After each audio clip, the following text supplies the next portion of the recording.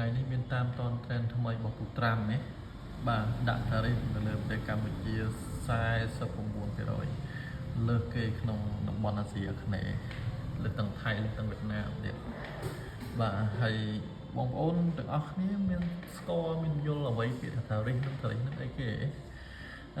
ខ្ញុំបញ្យល់បែបខ្លីបន្តិចដើម្បីឲ្យយល់លោកអ្នកខ្លះគាត់អត់ទាន់យល់ពាក្យតារីហ្នឹងគឺពន្ធដែលគេប្រើពាក្យថារីនឹងសម្រាប់ពន្ធដែលនាំចូលពីប្រទេសផ្សេងមកប្រទេសកម្ពុជាគេហៅថារីសម្រាប់ពន្ធនាំចូលតែពេលគេអត់ប្រើពាក្យថាឯងថា TAH ឬក៏ពន្ធយើងប្រើក្នុងស្រុកហៅថាពន្ធដូចគ្នាពីរនឹងពន្ធដូចគ្នាគាត់ថាពន្ធតារីគឺយកពីតំណែងនាំចូលពីក្រៅមកវិញគេហៅតារីហើយខាងក្នុងយើងពន្ធអាជីវកម្មពន្ធខាងក្នុងយើងហៅថាបាទអញ្ចឹងហើយរដ្ឋាភិបាលយើងប្រទេសយើងក៏ទទួលចំណូលពីតារីនឹងដែរនៅពេលដែលបានគេនាំចូលយើងយកពន្ធទៅលើតំណែងលក់ដូរចាំថ្ងៃហ្នឹងនឹងជាផ្នែកមួយនៃចំណូលរបស់រដ្ឋាភិបាលរបស់យើងដែរបាទចេញពីតារីហើយយើងអាចសួរថាតើវានឹងកើតអ្វីឡើងទៅនៅពេលដែលខាងអាមេរិកគេដាក់តារីយើង49%ហើយខ្ពស់អញ្ចឹងអាហ្នឹងខ្ញុំគិតថាបច្ចុប្បន្ននេះយើងអត់គួរវែកញែកអីច្រើនទេព្រោះតើតើមួយកិច្ចការងារហ្នឹងវាតើតើមួយកិច្ចការងាររបស់រដ្ឋាភិបាលអាហ្នឹងទុកឲ្យរដ្ឋាភិបាលគាត់អ្នកចេញសេចក្តីថ្លែងការណ៍ទៅព្រោះគាត់អត់តន់ខាងរដ្ឋាភិបាលអត់មាននិយាយអីយើងកុំអាចកុំនិយាយអីច្រើនដែរបាទគាត់ថាអ្វីដែលយើងគិតថាតើអា49%ហ្នឹងវាដាក់ទៅលើតំណែងអីខ្លះ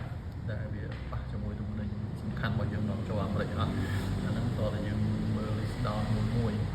អញ្ចឹងបច្ចុប្បន្ននេះអត់មានអីត្រូវវែកញែកខ្លាំងទេតែគាត់ថាថារដ្ឋាភិបាលគាត់ប្រញាប់ដៃនេះសម្រាប់ចរចាមើលបន្តិចដូចជាអាមេរិកគេទុកពេលឲ្យយើងចរចាដែរទៅលើកិច្ចការងារនោះអញ្ចឹងគាត់ថាខ្ញុំគិតអញ្ចេះនៅពេលដែលយើងមានឱកាសចរចាទៅបានទៀត